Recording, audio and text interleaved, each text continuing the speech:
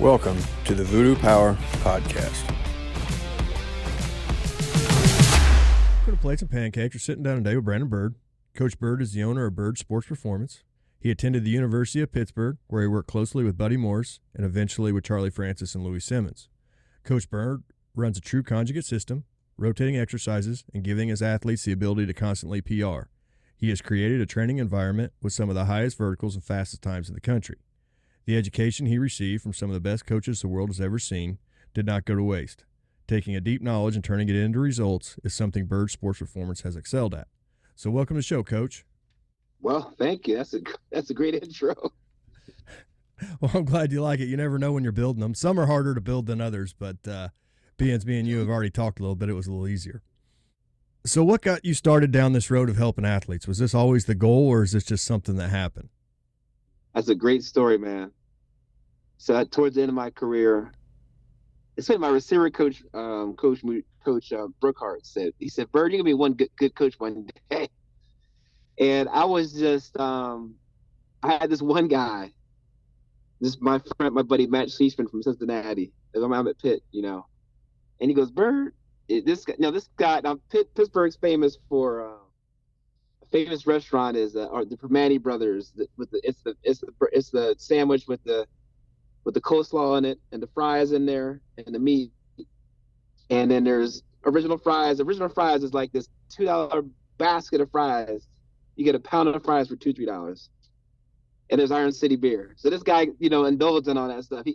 He gained like 40 pounds. He goes, "Byrd, I'm going into fireman school. Like, you train Buddy Morris. Buddy Morris is famous." That's when I realized Buddy Morris is the real deal, because when during the football games they would actually comment about him. I didn't realize that. And he goes, "If you can lose weight, that would be great, because I'm going to fireman school." And so I trained him like the Conjugate, and he lost. We sprinted, we jumped, and he lost 40 pounds, dude, and he made the fireman school. And I said, "Man, I want to go home out of school. I'm gonna try this with a couple athletes." And I went to Southern High. I went to my high school first. The guy goes, I was going to coach football there and train people. And he goes, "I got my guys. Just go to this next school down the road." I went there. These kids, they had like 30 kids in the team. They were super skinny, 140 pounds, slow. The coach at Liddy goes, "Are you sure you want to do this?" Because he knew they were bad too. And I said, "No, I want a challenge." And I took this kid named Frank Lawler and Mike Snowden. 2 years later, they played receiver. This kid he went to Wake Forest, and my son went to Florida State. I said, "I might be able to do this for 11." That was like that was right when I was like, this is something I could try to do. And that's where it all started, man. I kind of was here and there. I was coaching with the other school. I had this another kid named David Horton. Notre Dame was looking at him. This is the third year I'm doing this. Second year I'm doing it, excuse me. He was all state. He went to Richmond, got a national championship for football. And then a couple years later, my one of my old partners, actually, I didn't have any money. So my partner started a gym, and he goes, "Byrd, you know your stuff about training. Could you help me out?" So that's when I got into it, maybe 2006. But I've been doing it since basically 2001, 2002. So it's been 21 years in the game. And then that's where I started. I think that started just every 3 months. I've kept learning. I'm a constant learner. So actually, I went back and picked up my old Pitt manual. Buddy Moore, I get these college manuals from these college kids. Their workout summer manuals. They're not that good. I'm not trying to throw shade. I just tell them. I throw them in my grave. I call them the graveyard. I throw them in the graveyard. But Buddy's, that thing was complete. Conjugate had diet, nutrition, speed work. It was my roadmap, so that was my basis I started out with, and I just used that for a couple of years. But then I went back and researched Charlie a little more, and researched Louie a little more, and so I just find the inner details of it. Went back to talk to Buddy Morris, and I still talk to him today.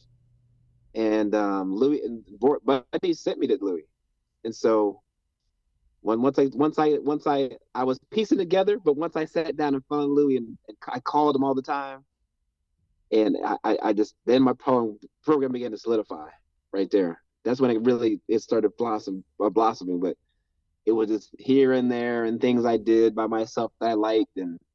But every 3 months, my program has changed for 20 years. Like Louie said, you got to change, add a new stimulus, a new method, a new athlete, or a new machine. And that's kind of what's happened over the last 20 years. I've added new methods to athletes and machines. Sometimes the athletes take my kids to another level. I got this kid right now, Marquise Wimberly. I had him for 4 years. He's a football player and track athlete. But now, like, this kid broad jumped 10-1 in 8th grade and ran a 4.5 flat laser in 8th grade and vertical 38 in 8th grade. So now, like, all the kids are seeing that, and they're seeing his numbers. They're pushing to compete with him, and that's driving the numbers up in my gym. You know what I mean? So it's all that's kind of where it all began. And it's funny. My first gym, the guy I worked with, he actually had a brother that played tennis, and he never really worked out that much. So he wanted a training program to help his brother. He was at the University of Miami, and he went to California and met Marinovich. So he got Marinovich's machines, the accelerator. But if people don't know what that is, the big box machine. What happened? Marinovich kind of was trained by Dr. Yessis, by the way. Dr. Yessis met with the Veryshansky in Russia.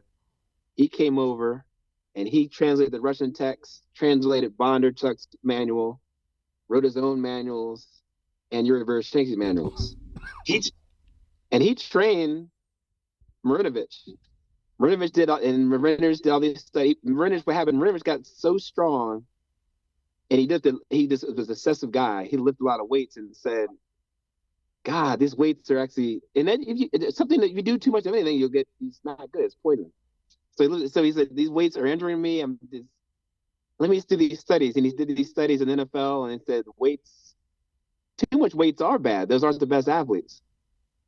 Because back then it was kind of crude. They didn't know what they're doing about weights. And so he made these machines that were not weight training. They were isokinetic. So it's a fan resistance. You push against these levers and the fan spins, and that's resistance. So the harder you push, the resistance grows. And they're concentric machines. So I combine that, the Marinovich method, with Conjugate too. People don't realize that.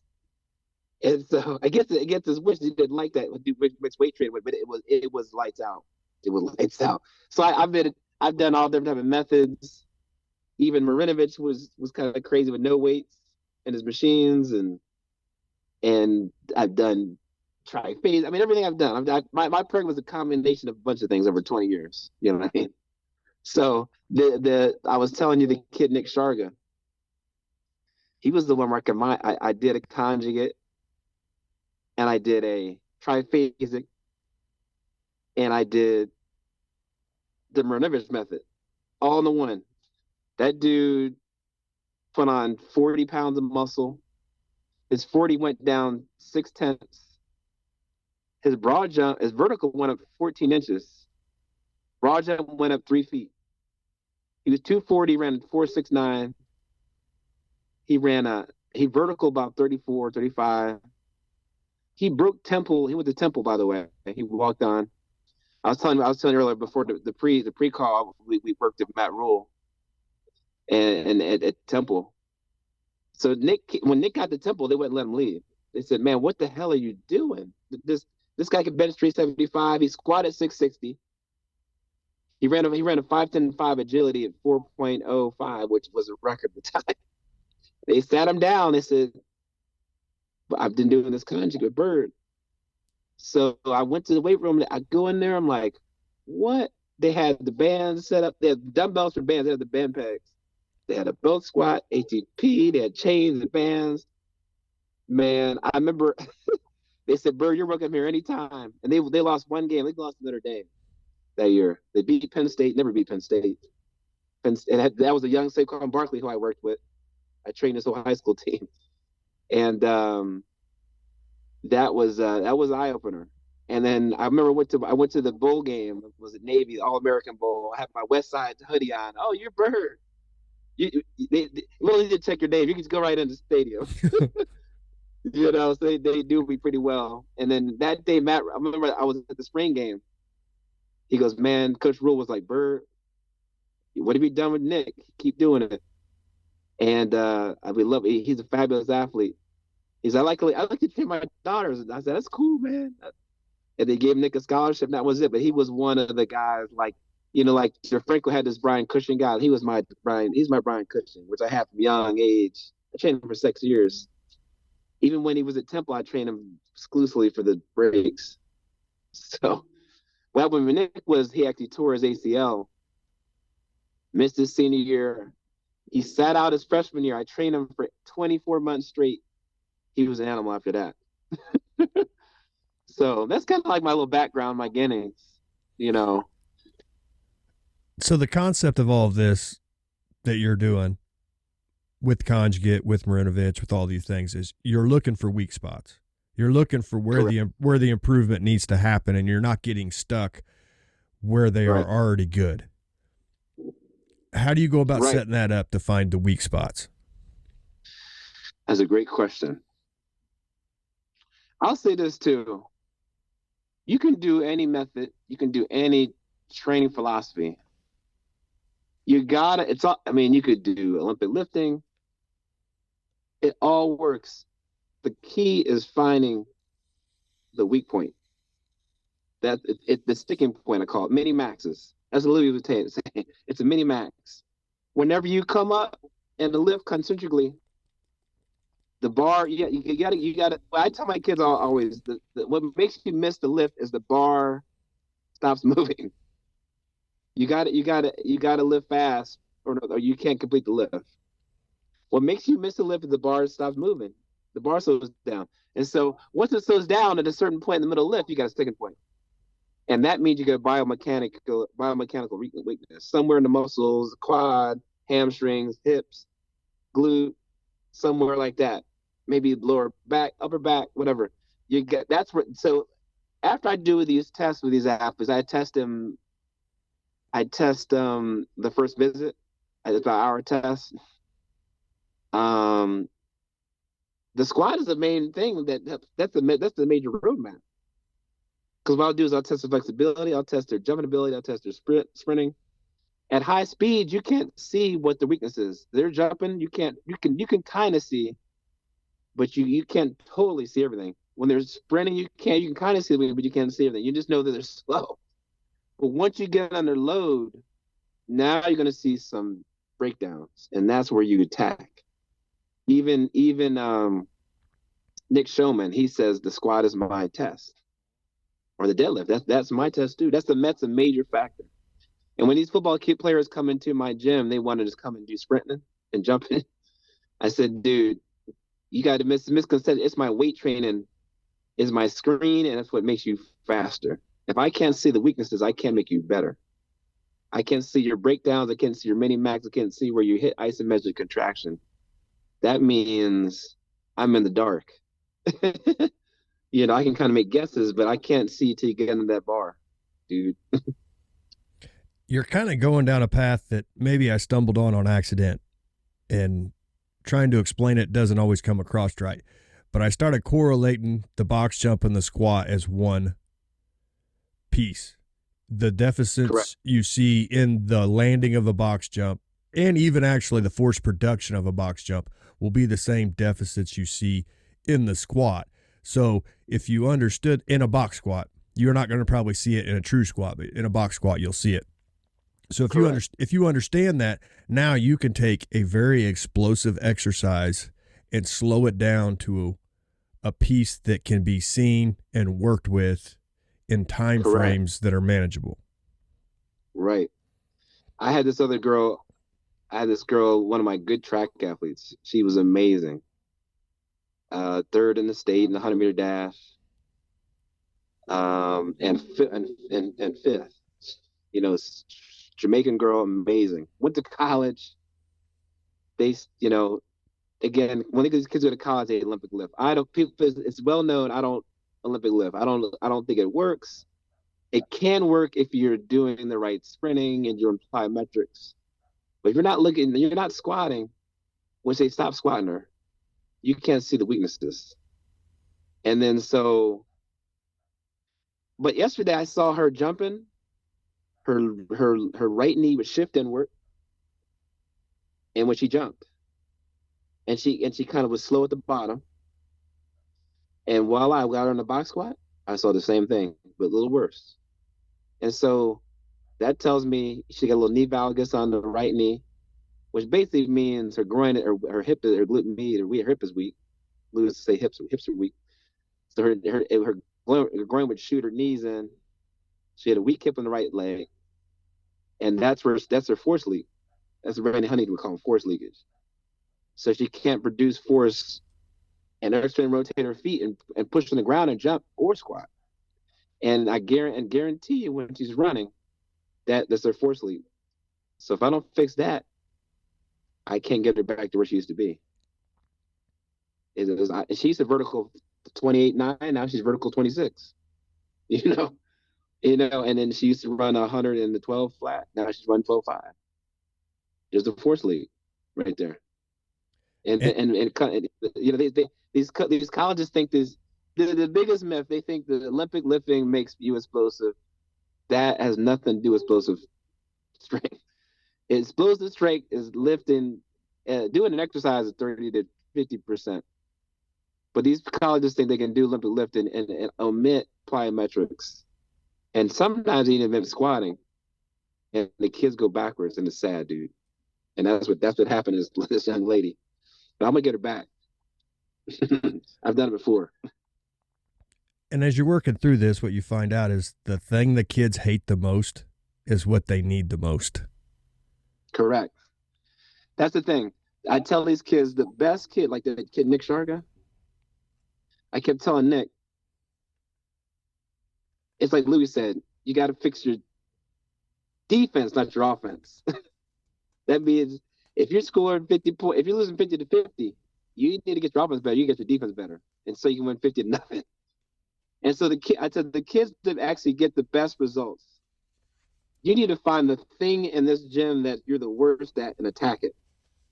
And then once that's fixed, you find the thing that you're worst at and keep attacking that. It's like a ladder. That's conjugate. You're finding the weak points.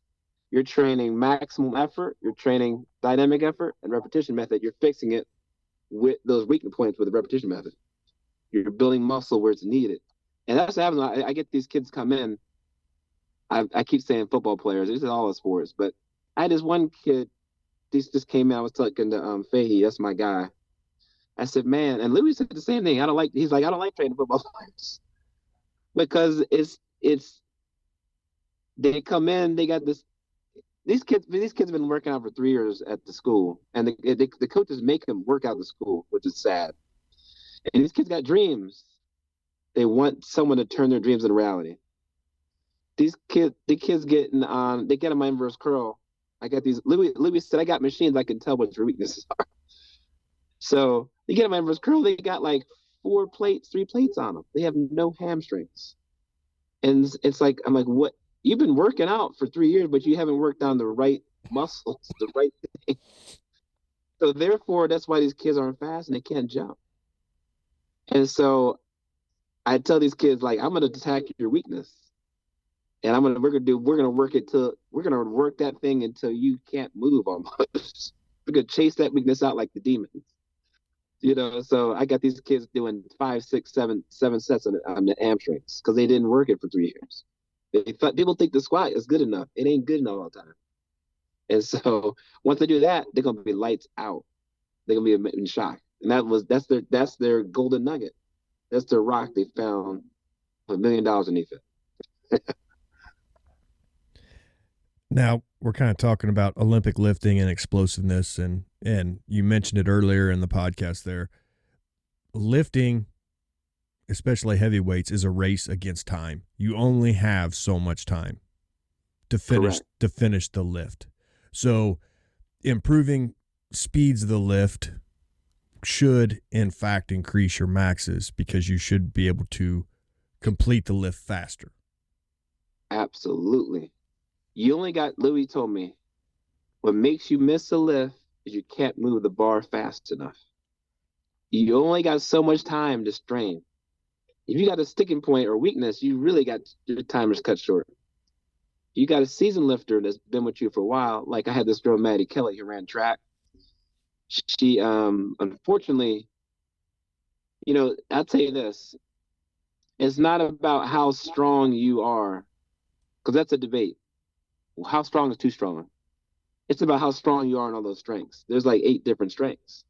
But really in that force velocity curve, there's like 5 we see. Speed, now there's, the isometric strength is maximum force is 0 velocity. Strength speed is maximum force is slow velocity. It's power in the middle is speed strength. That's fast speed. Weights moved in intermediate fast weights. Speeds moved in intermediate intermediate weights moved in fast velocity. Excuse me. And explosive strength is actually weights moving in super fast velocity. And their speed. Those strengths must be trained. If you don't train them strengths, you're out the water. So again, like Maddie Kelly was so seasoned, she would blow them weights up quick. It would be a miss or a mate. You know what I mean? And at the same time, no weak points. She could strain. I've seen her do a 10-second deadlift, a 10-second bench. There's no weaknesses, and she can strain because she can move the weights fast than anybody else, super fast. So if you're trying to get strong, at the certain point you have to work speed, because again, you got to be strong with weights, but you got to be fast to lift them too. If you don't adjust speed, your strengths will be, you won't maximize your strengths.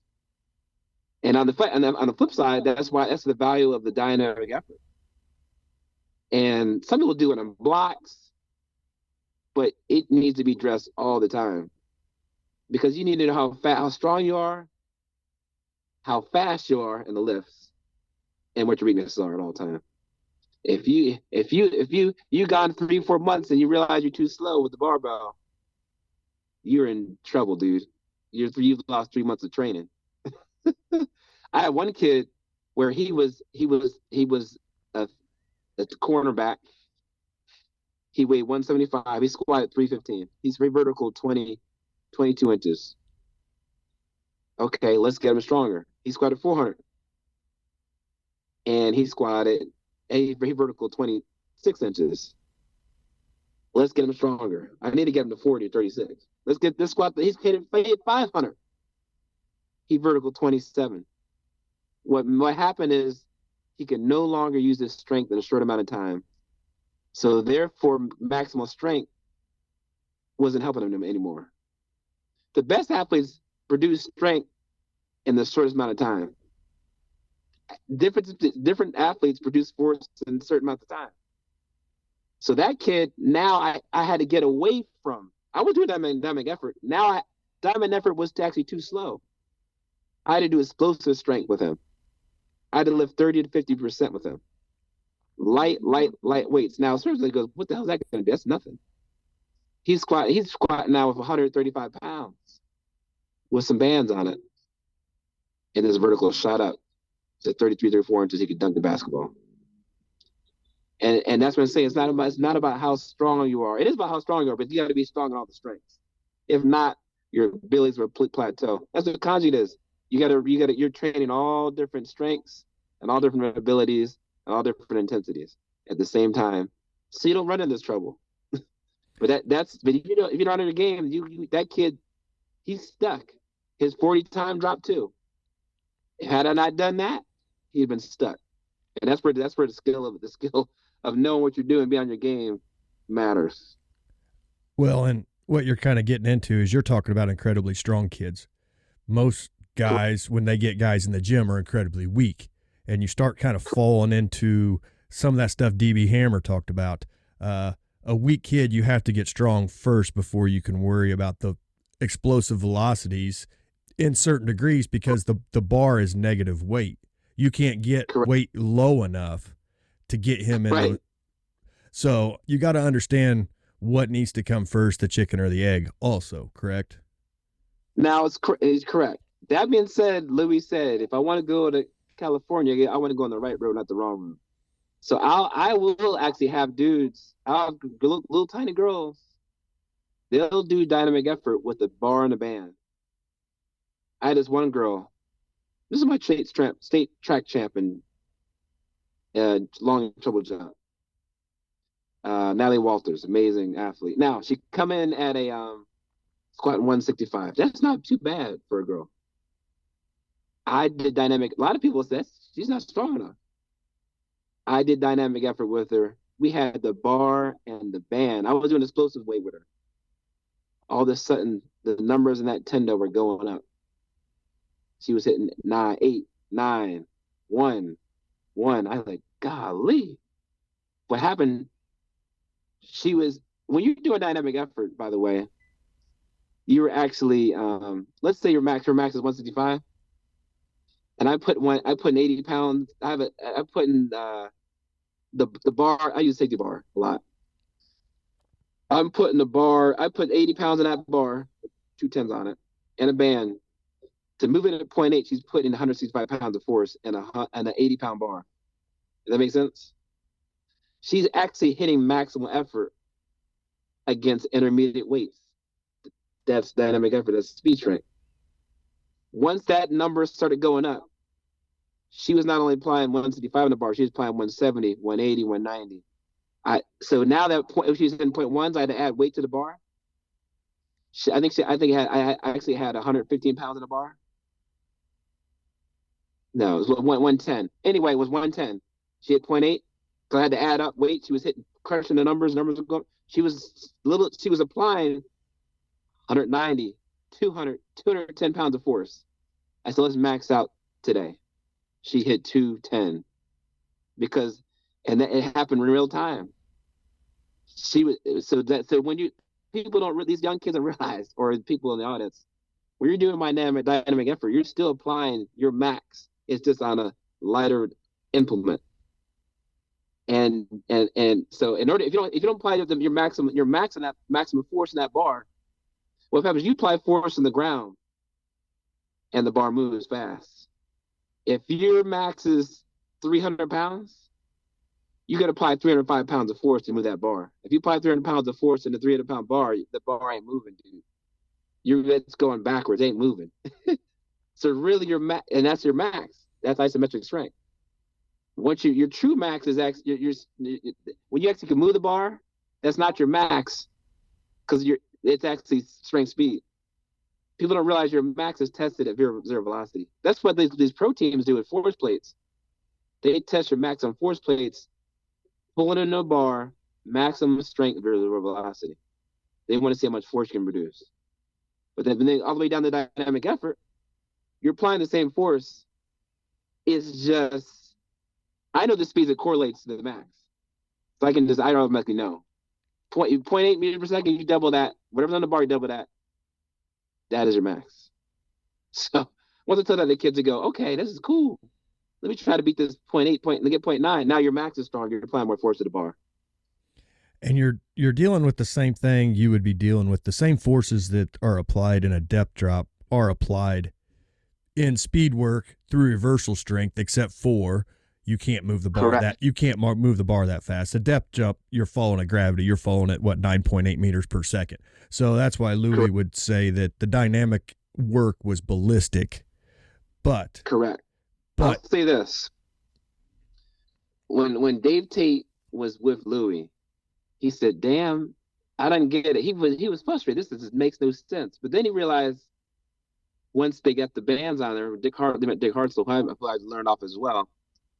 He said, damn it, Louie turned the squat into a plyometric. Because those bands are slinging the bar down faster than gravity. Okay? 9 meters per second. If you truly do a speed squat, you're actually doing it over speed eccentrics. And you pause on the box and you come back up faster, the faster down, the faster up. So that's what that squat is. It kind of turns into plyometric at that point when you have accommodating resistance on the bar. Yes, and you're dealing with forces that you could never create in any other situation. Correct. So when if you're truly people speed squat, but they don't truly speed squat because true speed squat you're actually doing over speed eccentrics. When you go, if you have bands in the bar, you go down fast. It doubles the mass, maybe triples the mass. If you come to a complete stop, you're supposed to free fall and come to a complete stop. That bar is slung down. You stop it. You triple the mass that's on the bar. So you're then creating forces you have in a depth drop. Yes, and that's very hard to comprehend because you can't see those forces, but that's what you're doing. So you can take a weak kid right. that can squat let's say he can squat 100 pounds. If you do it fast enough, you can get him up there to 500 or 600 pounds is what his body feels. Correct. That's why Louie said you got to use accommodating resistance because that's a virtual force. It's a force not recognized. You can't see it, but it's still there, and it's actually creating a lot of explosive power in that body. And then if you use that from the get go, golly, you can get good results out of it. Yeah, and it works the same in the bench press and everything else. That reversal at the bottom, if they're not bouncing it off their chest, if they're stopping it right above their chest and then spinning it the other direction, the forces in that little bit of a curve are immense compared to what's on the bar. I used to do ballistic benching. I mean, this all came from Russia, dude. Everybody tries to rephrase it and coin it. They take super training and they try to make different jobs and claim they created it. But really, it's all came from Russia. In that book, we used to do ballistic benching. We used to have a barbell on the bench, release it, catch it, and lock it out. The forces created in that make you so explosive. I mean, Louie used to do deadlifts. His demo deadlifts, with Matt Demelwood, actually, he got hurt. They said, go over there with the girls and deadlift. Well, he was doing demo deadlifts. He had the bar up, release it, at the knee, drop it, catch it, pull it, drop it, catch it, pull it. And then he just blew everybody out the water because it creates tremendous amounts of explosive power and strength because of the high amounts of forces created on that. When you stop that bar from falling, if that makes any sense. Yes. Blew everybody out the water. Yeah, the braking forces are so immense, and that's where it comes from in a depth jump or depth drop. That's why, yeah, the depth drop is pretty much way higher. Well, his Louie is saying this too, and when you drop off a box, you hit the ground and you jump back up. So the higher the box, the more the gravity is. And the longer the ground contact time is. You get in a real high box, it takes a lot of strength to reverse out of it. At that point, you might as well squat because the two exercises are merging together. Because the ground time, the reversal time of the reverse from eccentric to concentric is like a lift. So if you're jumping off a high 6-foot box, it's like squatting because of the ground, the amortization phase is so long. And the forces created are so high. That's what people don't understand. So that high eccentric forces, dude. Well, it's like the guy Fichter up in Rochester. He don't really do regular lifts. He just does depth drops and isometric. But them depth drops, the forces created in those depth drops are immense. And that's something we do. I just don't show it. There's a lot of. That's what I say. I'm glad you're having the podcast. There's a lot of stuff I do. I do everything. What's your program like? I do everything. So there's a lot of stuff that I see people do. We do those all the time. I got a girl, it's girl Jocelyn, track girl. Girl weighed 113 pounds. She deadlifts 315. And she squats 300 pounds. Verticals 29, raw jumps 8 feet, change. She can depth drop. She jumps off a 70-inch box. Sticks like a gymnast. She can absorb all that force. She can handle it. And so we did. I have video. I'm gonna put those up. Those are pretty cool videos. This little tiny girl, 5'4", 113, jump on this high box. Boom. We do it all the time, but there's something to do because that's a piece of the puzzle, you know. it's no wonder why the Russians were so hard to beat. We use pieces of their system, different pieces. Correct. They had the whole system, and Correct. And they paid scientists. They had scientists with every group. Everything was being evaluated. Everything was being tested, tracked. Correct. It's hard to beat somebody that dedicated to winning. Medvedev and Prelepin, Veroshansky. But Veroshansky was famous because he was a track coach. And everybody, they see these guys jumping out the gym. It's like cool looking, you know. One guy jumped up, kicked his foot up, and hit the basketball rim with it. That's cool. So you get notoriety with you seeing people jump like that or sprint. So, but again, if you put all together and use everything, all those tools, all those methods, it's scary what can happen, dude. It's scary. It's like I'm like underground, man. I don't have a website. I just got some social media sites. I love doing podcasts because I can tell what I've done. So last year, last 2 years, let's say that, I had this girl, Maddie Kelly. She is the USA record holder in deadlift for teens. She deadlifted 457, squatted 367, benched 215. Her deadlift, she actually had the world record in deadlift. Jocelyn, that girl had if I put her in a meet, she'd have the second in the world for teens. She weighs 113, deadlift 315. Now these girls, a lot of coaches say that's gonna slow them down. It is. So that girl, Maddie Kelly, ran a 4.8340 dash. She vertical 31 inches. She took second on a broken foot. Her coach ran her too much. She ran her so much she broke her foot. She took second in our 100-meter dash conference in that meet. And then this girl Jocelyn ran her. I took a second off her 200-meter time. And I had two people in the 100-meter state finals this year. The girl won it. My boy, but she ran a 10:12:05. I had this boy Dylan Simon, who ran the second fastest 100 in the state, 10:57. He false started. He would have won it. And then I had a triple jumper, long jumper. She won states. My powerlifter set the world record unofficially. And I had 6-7 kids go to get Division I football offers this year. I don't have, not FBS too. So I just had my one kid go to Syracuse. Noah came in. I put 20 pounds on his vertical. I put 20 pounds on his body weight, 8 inches on the vertical, and 18 inches on his broad jump. And I did it. I did it in 12 weeks. It didn't take that long. So, so what the stuff I'm doing, I'm putting all the Russian stuff together. I'm using all the methods in order to knock these times down and make these lifts go as fast as possible, make these kids as close as possible. And I'm doing it because these kids don't have much time. I gotta I'm throwing everything, the sponge, the kitchen sink, the refrigerator. I'm throwing everything at these kids so they can get improvement. Because there's one thing they might be missing.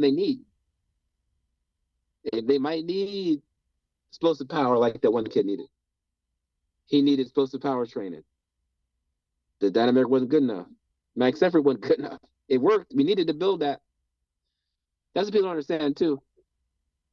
Explosive power is a percentage of maximal strength. It's the watts and the forces is just a percentage of it. So if you don't have any maximal strength, you don't have enough. You're not going to produce force. You can't produce force fast. You don't have any force. That's what people don't understand. So that's why I get these sprinters faster. And the key is once you start to build the tendons up, which the Russians did too, they don't people consider that. The knee tendons and the Achilles tendon and the elbow tendons, and you're gonna have, that's the most important thing. Once you build that up, once you start to worry about the nervous system and the tendons, it's not only muscles, you're gonna have a dangerous athlete. That's what sold me on the explosive method was when a couple wrestlers I had got late in the season, and we were reducing loads, trying to, keep heavy barbells off their back, trying to get into state, trying to finish up. We went to more of an explosive method, so we dropped them percentages way down, 40, 45, and 50, and then we waived that. That kid was so fast when he hit the mat at state that nobody could keep up with him, and it took forever for me to reconcile how that happened. And the only thing I can attribute it to was building his explosive strength. A lot of people don't consider that. They feel like embarrassed in the gym because they're lifting lighter stuff, and they feel like that's not effective. But in reality, it translates so well to sports. You just saw it right there. He was too fast for everybody. He was trained explosive strength. Now, light objects create small force. You got to have a little bit of weight to them to do it. It can't be super light, but you do the right things. You can make a wrestler, you can make a baseball player, basketball player, lights out, super fast. That's why dynamic is important. But it's not. It's obscure. Nobody really does that. My kids, they don't do dynamic in college. They just do. I don't know. They just think that lifting is dynamic. I mean, it is dynamic, but it's not the right type of dynamic they need. Yeah. So looking back at some of the different things I've programmed,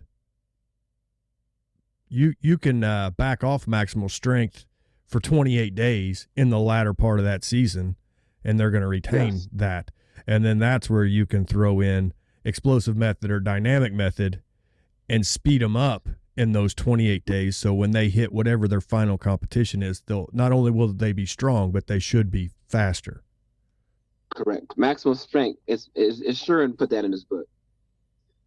The residual effects of training. Maximal strength lasts 30 days, 25, 30 days. Endurance lasts 25, 30 days. Speed lasts 5 days. So you got that. To me, you have to have that in there. But so, like you said, like Buddy Morris for the Cardinals, he would have him max out right before training camp. But you can't max out in training camp. So that maximal strength would last them the whole camp. Meanwhile, they're doing all explosive stuff, and that's what you did there. You could back off and do the explosive stuff, and you still have your maximal strength for at least 30 days. That's what people understand. Even with conditioning, these soccer players condition. They don't know once they're in shape, they're gonna be in shape. It ain't gonna go away in a week. So there's no need to keep it conditioning, and there's no need to max out, but once a month. People don't realize Westside really Conjugate. If you truly max out. I truly, purely do max out my kids. They only stay above 90%, 10% of the monthly volume. You're not maxing out all the time. You're maxing out once a week, but yes, it's such a small, because prior to that you're 50, 60, 70, 80%. Your time and the maximum effort on a whole month is very small. So, but it's got to be done. It's got to be done. But you see these videos that they're maxing out every day, like the Bulgarians. That ain't true. That's why Louie had the diamond effort, because you can't max out all the time. You'll get injured and you'll get slow. So you have to do something in between diamond effort. And if you and then once the season hits, you can't do it because you're competing for the same resources. Their maximum effort is wrestling. When two wrestlers are colliding and they're pushing each other, that's like isometrics, quasi-isometrics. That's why those wrestlers are strong. So they're getting that. You do something they're not getting. Explosive stuff. That's what I'm finally starting to put together. And actually, I had a conversation with Mark Ellis yesterday, and what you just said gets talked about in that is I spent all weekend at wrestling tournament, and the girls are wrestling and the boys are wrestling. Boys wrestle way different than girls. Girls wrestle, in my mind, at the high school level, very much like sumo wrestlers. They lock up, they push, they pull, they look for an advantage of a girl being off balance. Okay. Girls spend way more time in the neutral position, isometric, than I ever imagined. So, okay. In my mind, if I was to start working with girl wrestlers, which I don't have any right now, I think sled work is the way to achieve maximal strength. Right. And then I believe it. And then you would create your speed strength and your explosive strength through multiple avenues. But I had this. I was in a gym with a jiu-jitsu gym next to me, and there was an old guy. He's about 65. He's wrestling, MMA, whatever. I used to train MMA guy, but he goes, "Man, I'm getting old. I can't keep up with these guys." I said, "You gotta," like Louie would say, "put your brain into the sport." And so I told him, "Do this, dude."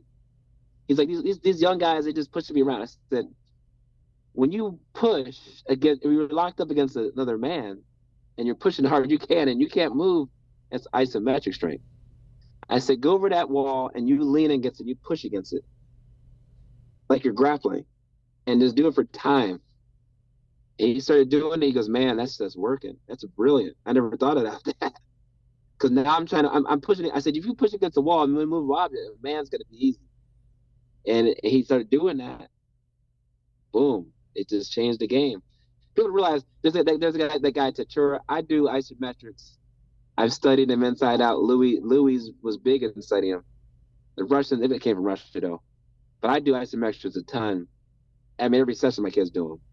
But they're there in sports. That's wrestling is a thing where it's very important. Offensive lineman, where you're pushing and you're not moving much. That's part you need to train, and you'll have a crazy wrestler. And once you do that trains all the strengths below it. You just have to go back and rehash server, then move the needle. Supposed to strength, speed, stuff like that. There's so much to learn, and it feels like you learn a lot of it on accident. But if you remember what works, I know you talked about it earlier on. I tried to outguess myself one time, and I took away the dynamic effort, and I put in a squat day and a deadlift day. I see people do it all the time. We got strong, but we got slow. I had to do away with it. So you had a max effort squat day, max effort deadlift day? Yeah, and then I rotated the percentages. So, okay. Let's say your squat was a 1 rep max. Well, your deadlift that week would be a 5x5. And then the next week, your squat would be a 5x5 and your deadlift would be a 1. So, but I did away with the dynamic effort and the explosive method. And what I noticed was the kids were wore out. They got slow. They weren't as explosive. So I had to put that day back together. And so then you're doing, it's kind of like like at the old blast, you're doing block training. Old, like Louis said, you're doing old school Western periodization block training. Yeah, because and then you come to the fact but you're experimenting. That's okay. Right. You're experimenting. Like Goodman, he kind of does that. He goes heavy all the time, but yet he hashes it up with plyos. That is his dynamic. That's what Biddy does. They don't truly do dynamic, or they do plyos for it. If you're not doing any plyos, you can't balance out your muscle fibers. So you got 3 fibers. You got slow, intermediate, fast. You do too much slow stuff, like lifting heavy, you're gonna turn those intermediate to slow. Then you have to. Then you're at a loss, a deficit, explosive strength deficit. You had better go back and fix it, because you don't use so much of that strength in a certain amount of time. So if you don't have that, that's what happened. You got a deficit. Now you got to go back and fix it. But you learn, you experiment. It proved to me. Now another guy may do it and have great results, and I'm not, and that's great. But for me, it definitely proved I didn't want to stay down that road. So right, I combined it and then put the dynamic day back in. That to me is it's poisoning the football world, because these kids lift. There was a school around me. They did 90% squat one day, 90% bench the other day, 90% squat the next day, 90% bench for months and months and months and months. The kids were strong as hell. They were stiff and slow. And so, it depends what you want. What do you value? If you're not testing explosive power and strength, you just testing strength. You're pretty damn happy. You go to see him run, you're gonna be like, what the hell's going on? I gotta freaking fix this now. And then the school would later on in the summer stop lifting and just do explosive stuff. Then they lose their strength. That's why long-term block don't work, dude. Because now now your abilities, what you worked on the first block is gone, and now you you know what I'm saying. You do the next thing you work on, then you get over that block's gone. You lose it. You lose those abilities. That's why conjugate is superior, because you're never getting away from one ability or strength the whole time. That's why. But in reality, a lot of people do conjugates, don't know it. I'm actually in a Olympic lifting gym, CrossFit. They do exercise. They push exercise all the time. They switch to strengths all the time. They're doing conjugates, they just don't know it. So, that's why they got guys going to the USA World Olympic champ trials. So people know it, they just don't know it. But some people don't do it. That's why these football players can't get fast and get explosive, which was the colleges and the NFL was testing. Because it's not about, it's all about strength, like Louie said, like Buddy was saying, just do West Side. It'd be that easy. The one added benefit to it all that I've also noticed, and some of it's through my experience personally, is the mobility part. It's a forced mobility that gets created where you're getting better at moving through weight. Correct. Flexibility is range of motion, but mobility is range of motion with force and under loads. You know what I'm saying? So you gotta, that's another thing too. That's in super traded too, mobility and flexibility. I tell these kids, most things that keep people out of D1 and the NFL is loss of mobility. If you don't fix that all that strength is out the window. You can't use all your strength. But I see this all the time. They got these kids that they're super strong with stiff. Their stride for their sprinting is so short because their range of motion is compromised. They can't cover ground. They can't sprint fast. They can't jump high. Everything's just that strength is a waste of time. Then for them, they almost need to fall back from the weights and do mobility stuff. And then they can take advantage of their force production capabilities. And the fullest step. You're saying something that took me back in time a little bit. I know I talk about horses a lot over the course of the podcast, but I always had a chance to work with some really, really top hands, and Peter Campbell was one of them. So Peter Campbell used to say, if you don't give that horse exactly what he needs when he needs it, you'll think this whole thing doesn't work, and you'll throw it out the window. But it wasn't that it didn't work. You didn't give that animal what he needed in that exact moment. And that's kind of what you're saying, is if you don't find what that athlete needs at that moment, yes, you would think the whole system doesn't work, but that's not Correct. True. I just one kid, Chase, I like the name now. He played offensive line all his life, and he's a pretty lean kid. He's 196, 6'2". Now, at a small school, you're kind of bigger kid than you put your line, but no one ever taught him he was stiff. The guy was stiff, and the guy was slow because he was stiff. The stiffness, the stiffness and the mobility that is bad. If you're stiff, it actually slows your muscles can't fire fast if they're stiff. Not only range of motion bad, you can't move fast. So with him, he goes, I want to play receiver. I said, bet I can train you because I can fix those abilities. I got him strong. And at a certain point, he couldn't use the strength. He was taking these slow, choppy steps because his range of motion wasn't good. So I had to do mobility stuff with him. Once I did that, his strides opened up. So I do flying tens. I've been doing speed work minimalist like for years because that's what Charlie did before. When I called, probably before I knew about Tony Holler. So the only thing changed, I started clocking flying tens. I've been doing speed work forever with max and rest. Anyway, So he went from a 125 to a 91. He ran 86 of the day. Once I got him more mobile and he could take advantage of the strength he had, his stride opened up.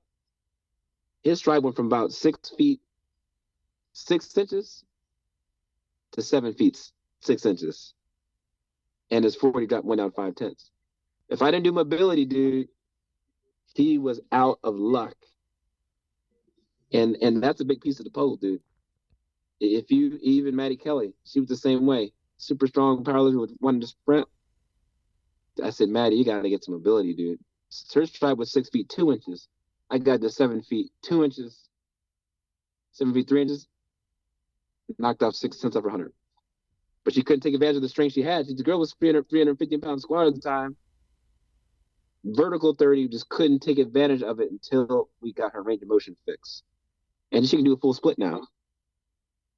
You know, I just had to bring it back out of her.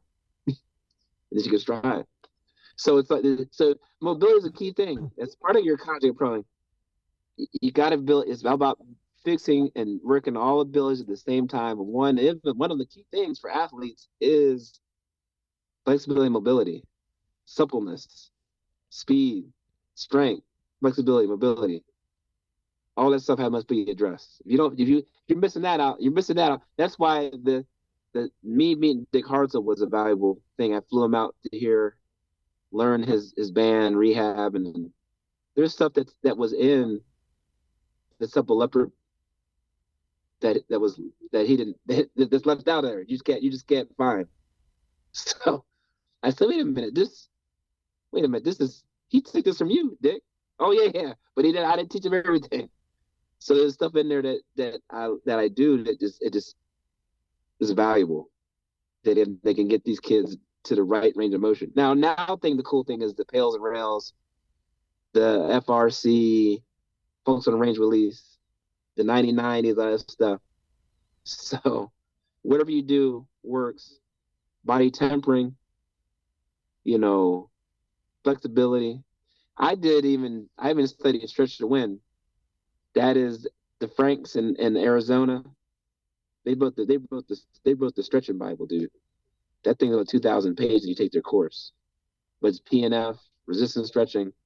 It's kind of like what they call it like they've been doing FRC for a while, where you're just kind of circular cars. You're doing the joint. They've been dead. That's old for them. You know what I mean? So all that stuff you got to implement. You got to throw everything you can at these athletes. All these methods you have to throw at them. One might work, and that's what usually happens. You got to find their gold nugget. You brought something up in there, so I was having a conversation with a really good coach a couple days ago, and this is a weird way to think about it, but this is how awkward my mind works. So steroids work on the concept of recovery and your ability to recover. Now, you obviously put them in your body, but body tempering in definition is a legal steroid. You're improving the body's ability to recover faster than your opponents, but you don't inject it in your body. It just So I think that's the new model we're moving to, is recoverability. And where do we draw the line on who has an unfair advantage? You know what I mean? We're down this rabbit hole. Who's going to find something that's so superior to what other people are doing that eventually they're going to outlaw it? That's what I worry about. Like, you never know. They might outlaw everything. You know what I mean? They might say this is unfair, but until the time being, you got to use what's available to you. But people don't realize, like Louie said, you could put a bottle of test on a hyper. It's not going to make you strong. You got to put the work in, dude. All the steroids do is help you recover. I had one. Sometimes the kids nowadays aren't as strong as you think they are. They're not as, you think they're strong, but it's all relative. I had one kid. I can't even tell sometimes. The kid was only squatting 400, 450. But he went up from 2 to 4 pretty quick. I've done that though. If you're doing the right training, you can do that. I had a sprinter. He was squatting 260. I got him to 450. No, I got him to 405 pretty quickly within about 5 months. You can do it. You did the right thing. But I think when you're doing bad training, these kids feel you need to do steroids or whatever.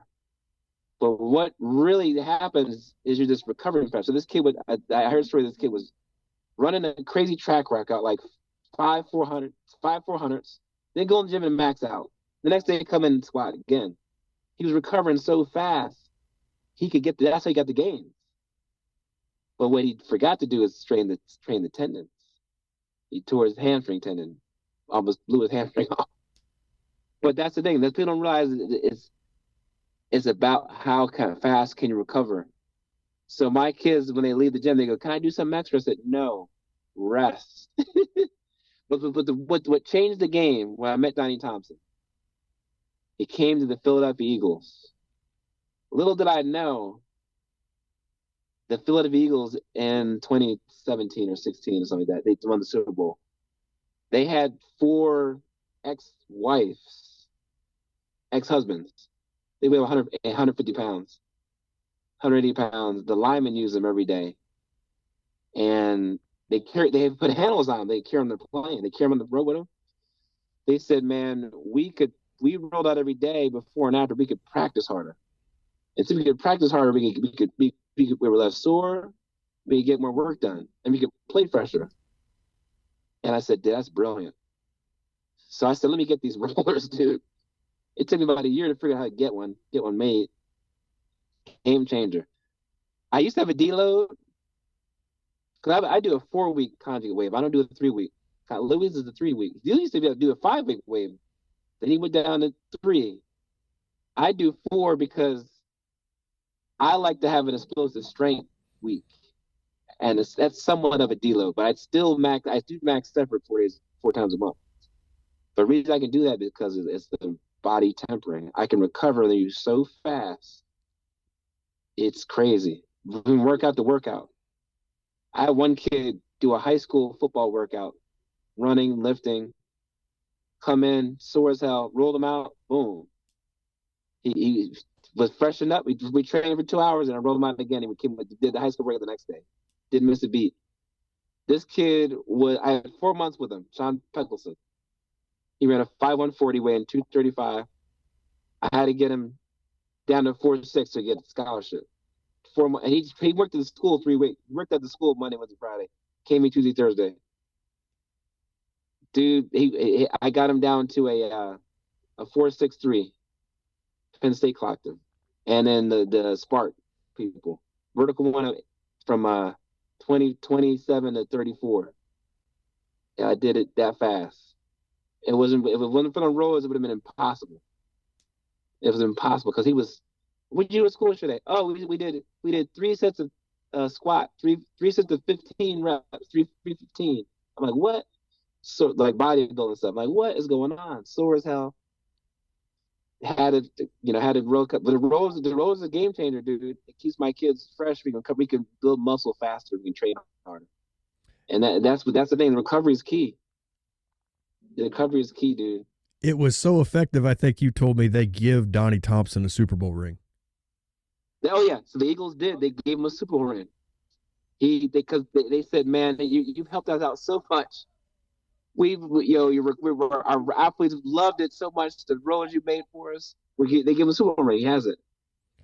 I said, where's all this Eagles stuff for? But he has a ring. Isn't that cool?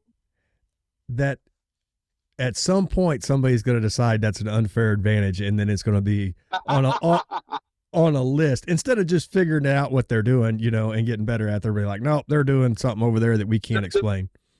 The problem is there's a lot of people think it's a hoax. I thought it was a hoax for a while until I went and saw it and felt it. I was like, this is real deal. But it's like, again, once people think it's unfair,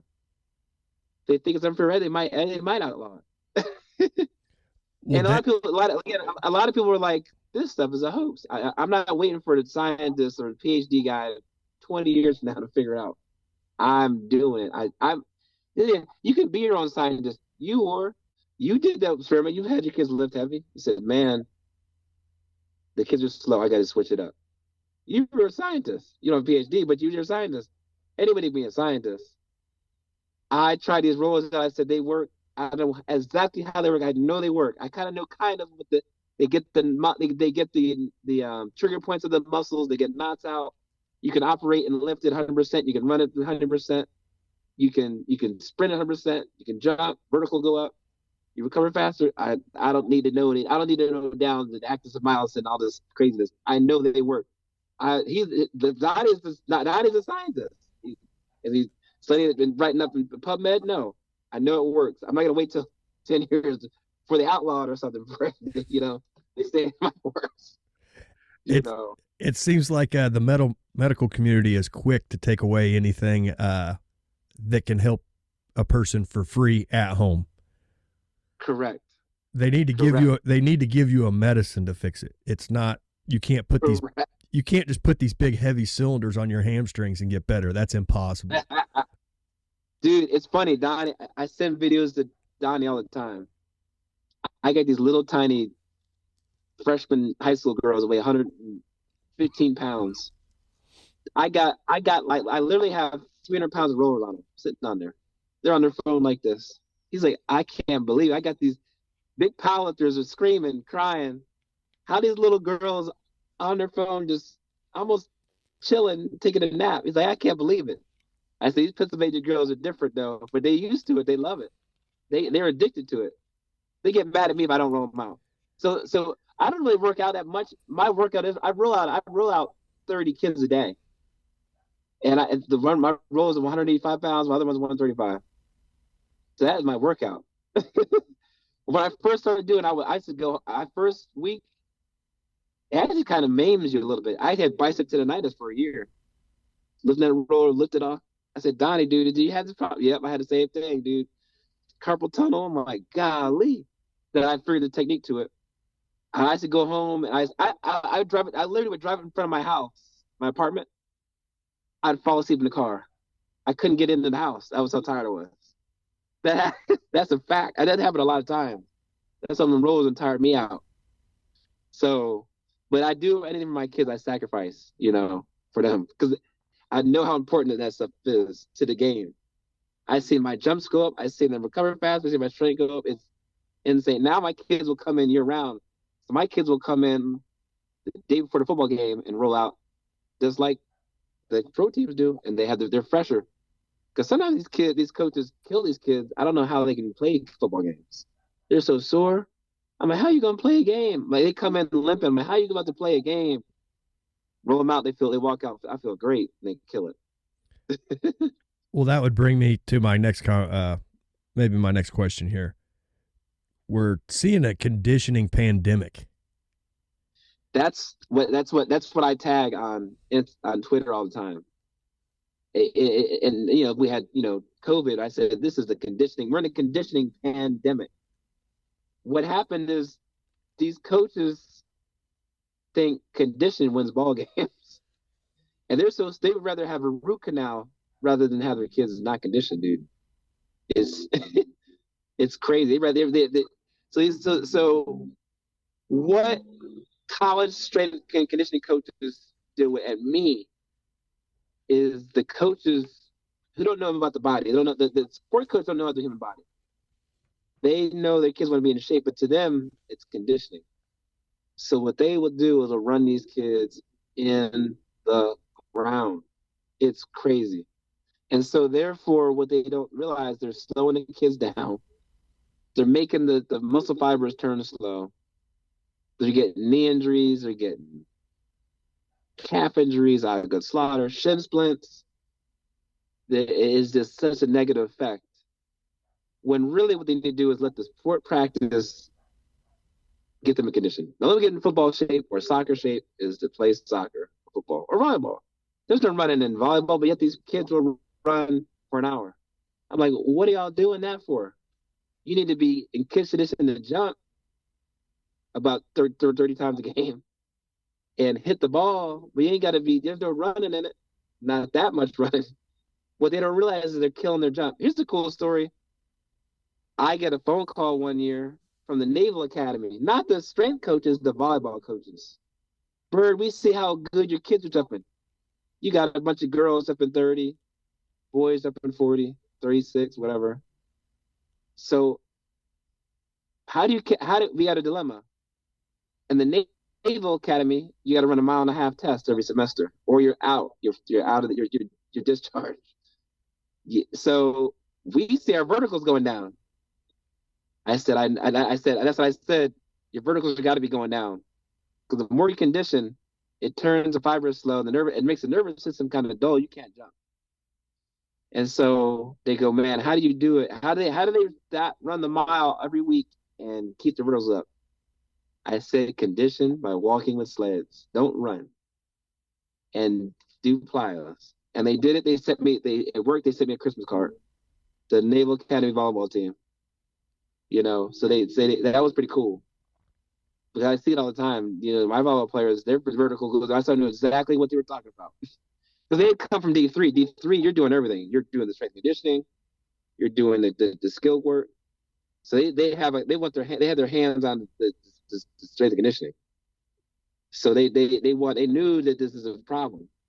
You got to run this mile. This is killing our jumps. But people still do it though. At least they knew, and they called somebody like me, and they were happily ever after. But I had this one girl. She was running. She was track girl, and I'm clocking the fronts. And all of a sudden, the time's going slower. I'm like, what the hell is going on? I'm pulling my hair. I'm like, what am I doing wrong? Oh, I got to run a mile every day for field hockey. Oh, like, there you go. Stop doing that, by the way. But it's a conditioning pandemic. These football players running gassers. It's all about knowing the bioenergetics of the sport. It's like most of these sports are alactic anaerobic, which is 8-second bursts. Even soccer. There's no lactic, there's no aerobic in these sports unless you do cross country. So why are you training in that realm? Most of your time to be spent in 8 seconds or less. Short bursts. It's like Ray Lewis said, greatness is a lot of small things stacked on top of each other. All you got to do is a lot of explosive stuff stacked on top of each other, and that gets you in shape to play football, volleyball. A lot of explosive work stacked, and then you're in the condition you need to be in for those sports. There's really no aerobic work needed. They got these people fooled, man. But that's because what happened in America was, especially Nike, it was basically a distance running thing, Chief Prefontaine, distance running, everybody can distance run. So it's a distance running culture. So condition is melted in because of that, I think, back in the 70s. Running shoes, blah, blah, blah. And the Russians were in explosive stuff. So now we're slowly but surely we're trying to get out of this distance running conditioning culture. So that was the Nike campaign back then, cross training, conditioning. But the Russians all explosive stuff. So that's where it comes from. Everybody thinks they got to do all this conditioning stuff, which is completely false. It's all a hoax. It's like the Olympic lifting. They said Olympic lifter beat a 100-meter sprinter in the 1976 Mexico Olympics and a 10-meter sprint. Who cares about a 10-meter sprint? I want to know what happens in a 40 and a 100-meter. So now everybody thinks that's gonna make it explosive. Well, it ain't true. It was now what it really was. Everybody was taught, athletes are taught that because they wanted to, after they retired from the sport, to go into the sport of Olympic lifting and try to win a medal, but that failed too. So now you got people doing it, think they're explosive, and think they're going to the Olympics and compete after they get done. Then none of that happened. You got people that can Olympic lift and they're conditioned. That's the whole thing. We've created this, like Tony Holler talks about, a feedback loop. Only his feedback loop is good. The conditioning feedback loop is horrible. So correct. Coaches are creating what they think they're seeing. So they watch kids on Friday night and they play poorly and they attribute it to under conditioned. Right. When the issue is actually they're they're at their weakest, they're over conditioned because they ran 50 miles that week. So then they got to condition more. So then before too long, you got marathon runners. Do away with football and just have cross country team. You'll probably excel there, you know? Right. I tell people this, man. In a football game, you want to get the thing over. It's like a lift. You need to get the thing over as fast as possible, dude. If you're fast, 5-yard, 10-yard run, 20-yard run, 30-yard run, touchdown. Turn the ball over, 50-yard pass. Turn the ball over, 50-yard run. It's over then. It's almost the team is defeated. It's over. You get in these grind out games, that's what you don't want to be in. You want to be over. You want it to be over at halftime. And our state, St. Joe's Prep, is the best team. It's over in the first quarter, dude, because they're explosive. You know, you don't want to condition. If your goal is to be fresh in the fourth quarter, you're gonna lose games because you're in a dogfight. You're not explosive again, and then then you're gonna blame it on not being explosive. You do more to condition. Now you're killing your explosive power, and now your team is slower. And it's gonna make it harder to make explosive plays, and now you're gonna be in more grind out games and lose more games. It makes no sense, dude. Makes no sense. That's the great debate. The town football team here was really good this year, and the starters were out in the first half almost every game. And you're always going to hear people say, "Well, if they ever have to play a full game, they're not going to be prepared." And my argument was they're going to be just fine. It's the other team that has to worry that never pulled their starters all year. Ours should be closer to 100% than the other team. Right. You got less wear and tear. You get less snaps. Your team is probably explosive, and one player at least. And then they probably aren't making that many mistakes to get to the fourth quarter.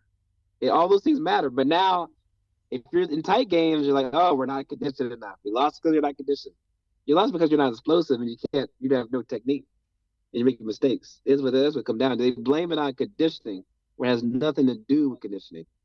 It has of how good you coach and how many. You have one or two ringers on your team that's explosive.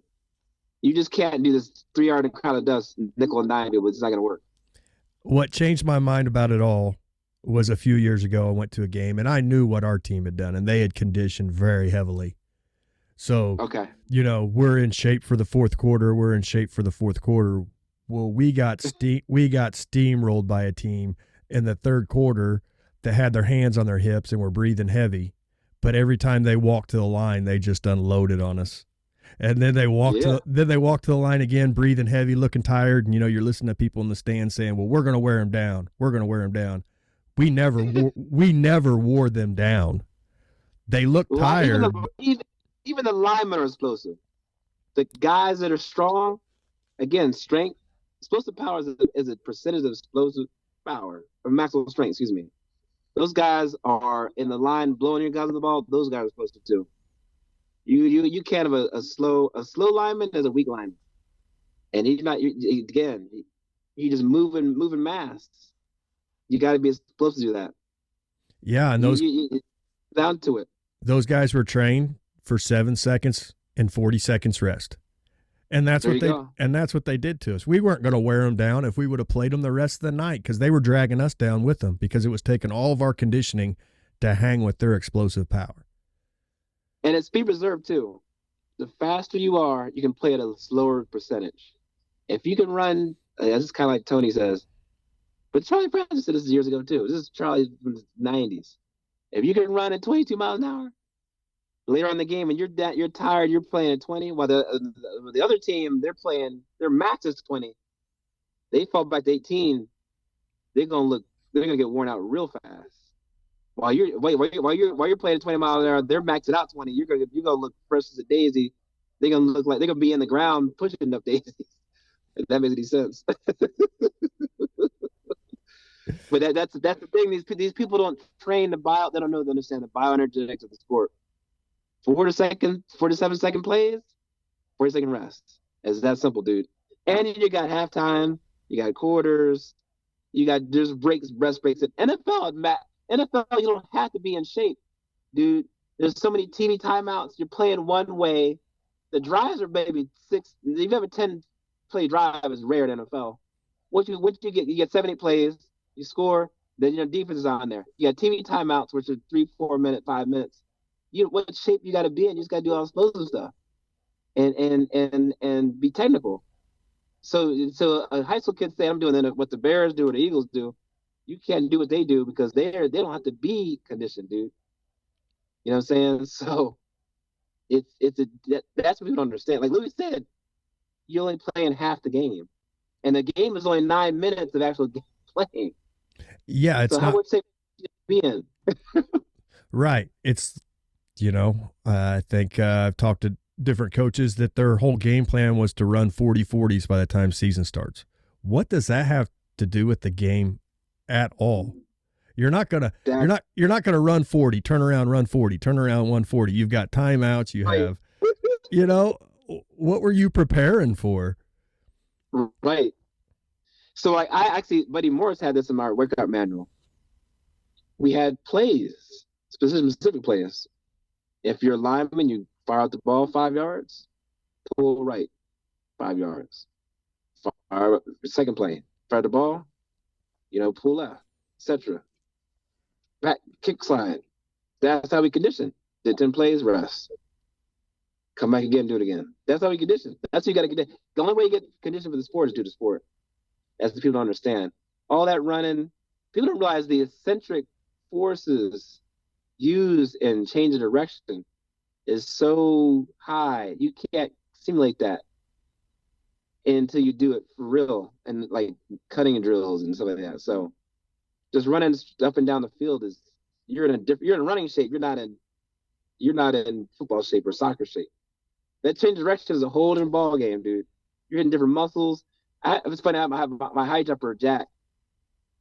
He jumped 24 feet, 8'10" long jump with the 8'10" long jump champ, high jump champ with the Rhode Island. He had a little injury. He did like the high jump for the first time. He had to run up and do the curve and jump. He said, "Man, just from that curve, my knee is killing me now. I'm used to running straight for a while. I forgot what kind of, what it does to my body. My knee's sore now. I got to rest." He's getting old too. But that's again, that change of direction puts different forces in different parts of the body. So you just running straight down the field, you're missing some of those things. And that's what people don't understand. And talking about force production, so when you're sprinting, your top sprinters are getting 1,000 pounds into the ground on one leg. Right. Well, the longer you carry that out, the forces start dropping. So, when you got a kid that's taught. It's the thing about conditioning, too. They don't realize how much force per step is. So when you hit the ground, the force hits the ground, and it reverts back in your body. That's where the soreness comes from. The eccentric loading of the foot. You'd run 300 shuttles, you're gonna be sore, dude, because all that volume, those pounds and pounds in the body. One step is 1,000. You said in a sprint. Imagine in a sprint. Imagine all those steps in a 300-yard shuttle test that you're putting on the body. You practice. You're doing 10 gassers. All that load you're placing on the body. That is insane. People don't understand that. This comes from Louie's running manual. He figured obviously he didn't figure out that, but what he figured out was that has to be accounted for in maximum volume. You wouldn't squat your best squatter the amount of volume that we're putting on kids running. You would be ran out of the business because there's no way they could handle that. But yet we'll run them because you can't see those forces, and that's acceptable. Right. It's a virtual force. It's there. It's a force that's not recognized. It's there. You can't see it. It's a force way more than lifting. The forces on a sprint are way higher. Again, 3 to 5 times body weight, dude. It's crazy. So like you said too, whenever you first come off the line, you hit the ground. You have a ground contact time. Whenever you're overcoming inertia, which is you're just coming to gravity and just for dead standstill, you need to hit the ground with more force and more ground, and more. It takes more time. You need to hit the ground and push in the ground longer to get yourself going. It's like you're in a car, you step on the gas, come out the stoplight, the RPM shoot up real high. It's the same thing in the human body. You creating more force and more watts initially in the beginning. Now each step, you get momentum. Now you can push less. You need less force to go, but it's still about force production. So the ground times get shorter, the stride gets longer. At a certain point, at 8 seconds, you run out of ATP and creatine phosphate, and you get into lactic. Now that the acid gets creep from your body, now you produce less force. What makes you want a track race or 100 meter, 200? It's everybody accelerates, everybody hits top speed. You don't hold top speed about 20, 15 meters. After that, everybody slows down. It's who slows down the least. It's who can accelerate the longest and hit top speed the latest, and who can slow down the least. So what happens is you're producing less force per step, and your stride shortens. That's the simple part of it. So it's about maintaining that force and keep that force as high as possible. That's why strength matters. That's why people take steroids for these track and field events and stuff, or football, so they can apply more force in the ground and stride longer and faster. That's what makes people run faster. It's basically how much force you can apply in a short amount of time against your body weight, because mass specific. That's going to make you stride longer and faster. That's the key. So if you look at a force plate, the person with the faster, longer strides, they have a sharp, high curve, short ground time, high forces. The people that are slow, you can see them like they're running in the mud. Long, slow forces a long time, short strides. So what I do, how I change that, the weights make the piece go up. That makes the force. That trains the force production. You got to make that peak go up, that curve go up. What shortens the force is the plyometrics and sprinting. So you got to hit from both sides, and then you got elasticity, that's the thing people don't understand. There's people like there's coaches out there say, man, strength don't matter, or you can get too strong. What they are right, because what happens when you sprint, your hip is flexed, your knees up, you got knee drive.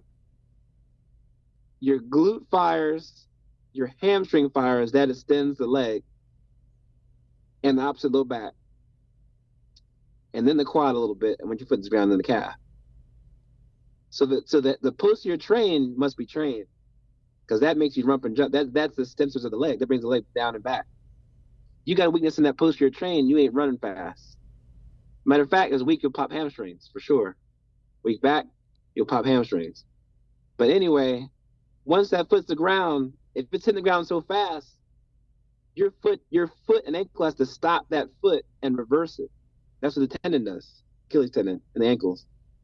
If your foot is coming out so fast, your ankle's not weak enough, it disperses the force. It'll go on the ground, and your foot will mush out and it'll disperse the force, and it won't go back into you like it should. But the people who have stiffness and strong ankles, it'll force your leg on the ground, it'll come back into you faster. You spring off it. That's elasticity. So if your strength outpaces your elasticity, yes, the strength won't matter, and it is too much. But if you're training your elasticity and it's matching your leg strength, sky's the limit, dude. That's what you're seeing with the freaks like a Saquon Barkley or somebody like that, or a Chubb, or a DK Metcalf. They have kind of both. And here's the great thing: those, if you get them under some tests, they might not have elasticity. They can be more even scarier. I got a kid, Cole Cook, plays baseball and basketball. Trained him for 4 years, dude. He's 180. He deadlifts 600 pounds. He can hit the baseball 400 easy. He's powerful. He can jump up and touch 11.7. on a vertex. Broad jumps 10-3, but his ankles are somewhat weak. He's not really elastic. He's got no bounce, but he's so powerful he overcomes it. Now, once he gets more elasticity, and his ankles get stiffer, that dude will run. I mean, I could see him running like 10 low and 100. Now, that being said, he ran the baseball test is the 60-yard. I got him running a 7. When I got him, he's running a 7.3. I got him down to 6.4. JMU got him in that, and he's going to VMI committed. But he ran a 6.4. I said, it's funny, when I have him at 6.7, we're going to run 6.6. Then we hit that, let's hit 6.5. And he did the laser, too. This dude can fly. He beat my 100-meter sprinter that ran a 10.57 and a 55, 60 yard rate. He beat him. I couldn't believe it. But it's because he's creating so much force in a short amount of time against his body weight, dude. So now he's going to run track. But he's not elastic. His ankle's somewhat weak. Once he can fix that, he'll be crazy. He'll run 6.3 in the 60-yard dash. You know.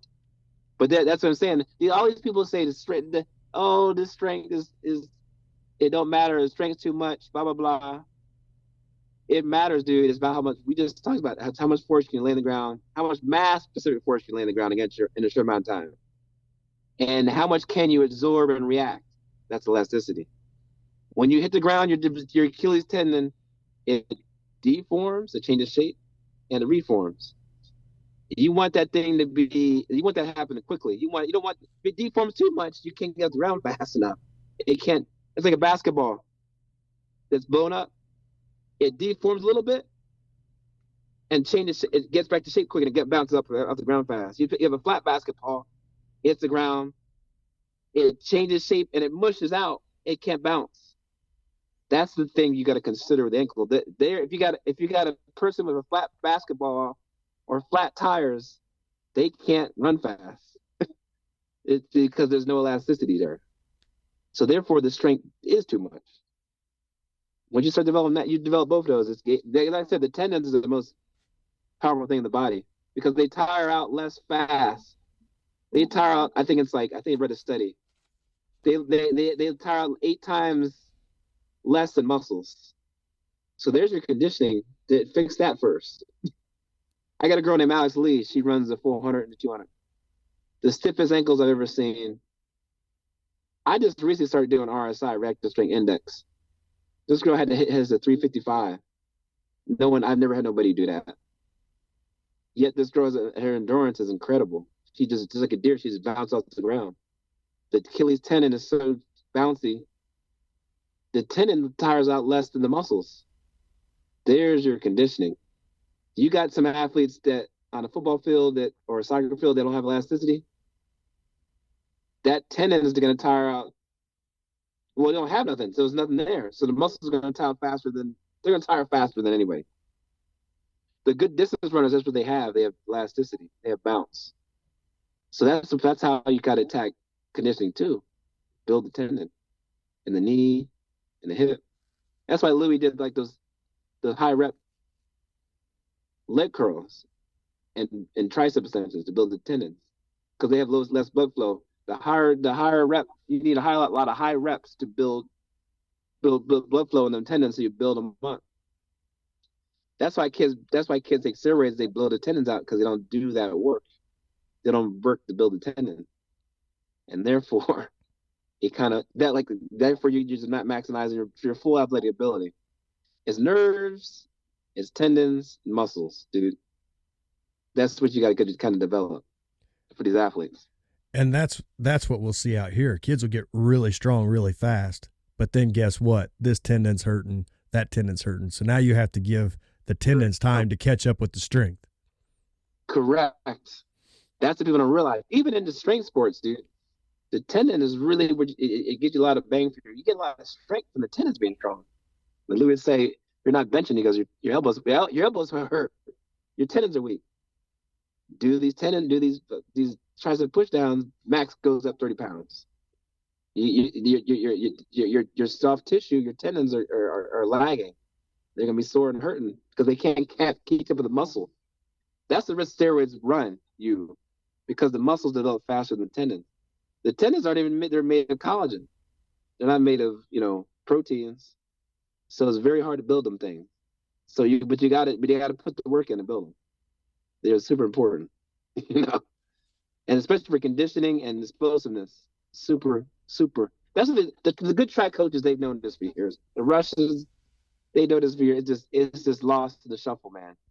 Again, because of the steroid factor, they think this stuff don't work. It never worked. They thought it was the drugs, but it really, the dudes are just really smart. Now you throw drugs in this, it's like amplified a million times. But you do the right smart training. I've done it. People think my kids somewhat are on steroids, just because they're getting faster so fast, they're getting strong so fast. It's just I'm just doing all the messes the Russians did for years. I tell people this. There's an old rapper named Rakim, old school. He did this song called New York. You out there? He said techniques never grow old; they become antiques. I'm just taking techniques from the 50s and 60s. They never got old. They're antiques now. They're valuable, dude. They're worth a lot of money. And that's what it comes down to. But some people just throw that's an old table. That's an old chair. I'm gonna throw it. I want some fancy. I want the fancy cutting edge thing. The antiques are more valuable than any new furniture. And that's the thing about training, dude. All these old methods work. Like Yuri said, nothing is new. You can't invent nothing. They've already did it back in the 50s and the 60s. It's just lost.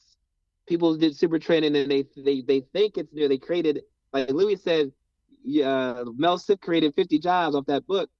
They take a piece of something that from 50, 60 years ago and created a whole new job out of it. But really, that stuff has been around here. You just got to know how to use it and find it. It's hard to find. It's not easy to find.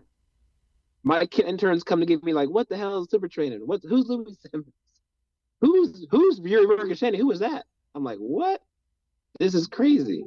Y'all been to school for 4 years and never heard of them people?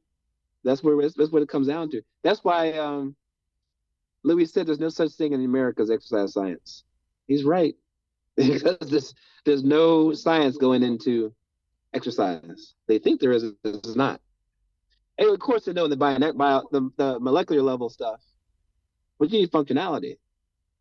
Of course you could riddle off the actin and myosin and spindles and the synaptic gap, all that mumbo jumbo. You know the muscles and all that stuff. You know biomechanics. Training is mathematics, physics, and biomechanics. Can you manipulate that, teach it in a simple way, and implement it? I tell people this: everybody can train a freak. Who can take the worst athlete and make him good? I'm more proud of my worst athletes.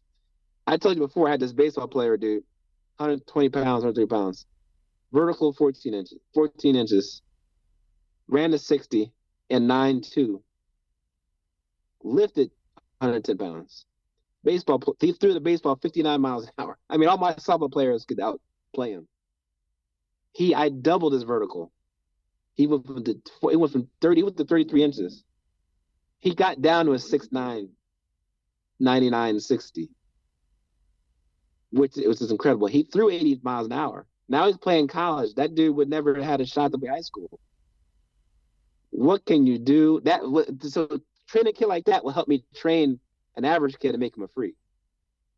If I can take someone that's low level of no athletic ability and make him somewhat relevant, I take the same I did with him. I'll make an average kid that jumps 23, 24 and runs a 5 flat. That's how I get him to freakish levels. Oh, you got freaks. Even those guys aren't really freaks, because really freaks, they don't have to do no training. They can still run a 4.4 and jump 36. Those are the real freaks. I don't really get many of those. I'm just taking average kids and making them pretty good. Like the kid Dylan. Again, like Charlie said this, you can't change the maximum output someone is born with. You can only change the usable amount. You're just getting the potential. All these kids, some people have high potential, some people have low. All I'm doing, I'm getting out of their way. Some of the sport coaches are in the way because they do this conditioning. I'm putting in the recipe. I'm getting to their genetic limit, and they can use the usable amount of their maximum output. That's the key. And people are surprised what they're capable of. Like Maddie Kelly didn't know she could deadlift 457. The kid Marquise, he didn't know he could run 404 in ninth grade and bar jump 10 in ninth grade. He still got more in the tank. Dylan didn't know he'd run a 1057. No, his dad goes, man, he's running 11. I don't know how much better he can get. Well, let me fix his tendons. It'll get better. Boom, he runs 1057. Faster than the state of Pennsylvania last year. And then got to squat up a little bit more. Got him more mobile. Fix his technique. I got him closer to genetic. I think he still got more in the tank. But it takes a good coach's eye to see that. A lot of people go, I could have said Maddie Kelly. Maddie goes, I want to get 400 the deadlift. I said, I don't know, dude. I've never done it before. Once I did it, she goes, I'm going for 500 now. And I'm not doubting her now. I'm not doubt. That girl was jumping 19 inches. I'm jumping 30 one day. Shoot, I said, I'm gonna try. I don't think you can do it, but we're gonna try to do it. She did it. It's just I got her close to her genetic limit. People don't realize how high that is. For a lot of kids, it's pretty high. You don't really know until you do the right things with the athletes. A lot of kids sadly never get the right methods done to them, the right training, and they squander their careers because like Louie said, you got to have a smart coach if you have smart athletes. Like you got to Marquez and Maddie Kelly, and they're brilliant athletes. You need a smart coach to teach them. You got to have a smart coach. They ain't gonna do nothing, dude. They'll never meet their potential. I'm taking them to a high school, to elementary to PhD. If I don't know what I'm doing, I can only take them to high school level. You know what I mean? So it's all about smart coaching, not knowing how the right amounts to do, the right strengths to train, the right time, the right amount of jumps to do, the right amount of lifts to do, the right amount of mobility to do, what weaknesses to fix. All I'm doing is find the weaknesses. And like Maddie Kelly, shoot, when she was at 400, I knew what weakness she had, and then she had 457. Or the Dylan was running 10-8. Let's fix this 10-5. It's all about finding the weaknesses, dude. His thing was his glute. We're going back to way in the beginning. His glute was weak. He had the second plate go up and squat, halfway up, stuck. Then he shoot up. Let me fix that glute. I raise that weakness point, get rid of the force lead, boom, runs faster. And then I got another girl. Let's go. Rennie Huntington had the sprinter from China, Ximing Chan, running 10 flat. A lot of people thinking that guy is freaking super elite, that's world class. He said your ankles are weak. He fixed his ankle strength. He's weak ankles. He went for a 9.83. By the way, Huntington does Conjugate too, because he does max effort and he lifts 30-40%. He's doing Conjugate too, but he's finding the weaknesses too. That dude had weak ankles. I go, he had weak ankles. He goes, you'd be surprised, dude. And then he fixed them. Boom, he's hit the Chinese national record, and had the fastest, one of the fastest times in the world that year. And so, but how can you find these weaknesses, dude? Especially, it's everywhere. Hip, abs. Here's the thing: when I get my kids, I can't get them on a bar unless they have strong abs, obliques, and a strong back. You ain't touching a barbell unless you can do so much on a pretty hyper or abs, because that protects the back. The obliques do a lot too. If you don't have none of that, you have no foundation. Like Louie said, how tall is the pyramid? As tall as its base. That's your base. You have no abs, no core strength. I hate the word core, but no abs, obliques, and low back. That is not built up. You'll go in the hospital trying to max out. And maybe go to the hospital. You had a weak hamstring, you'll be in the hospital with a pull hamstring too. I had seen one of my sprinters has a bad hamstring tendonitis because her hamstrings are weak. She's basically half in the hospital now, trying to run Division 1 track. Which is crazy. My kids go to college, they go backwards, which is sad. That girl was running a 12 flat, place in the state. I knew she had weak hamstrings. They didn't fix it. Now they're weaker. Now she can't run. His hamstring tendonitis. All they had to do, they can live fine. They would fix her hamstrings. she would have been pretty well off. Now they're the weakest I've ever seen on a girl. Had I know I got these machines, I could see it clear as day. I go, you have a hyper in the gym? Yeah. Do we use it? No, we don't use a hyper. It just sits there. How do you have a hyper not use it? Just it sits there. Do you guys test jump? No, the jump mat just sits there. We just test it once a year. What? No.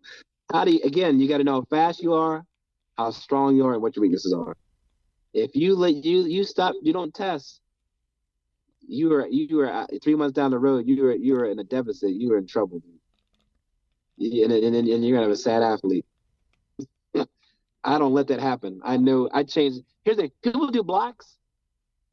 They change month to month. Some people change 3 months a month, three months at a time.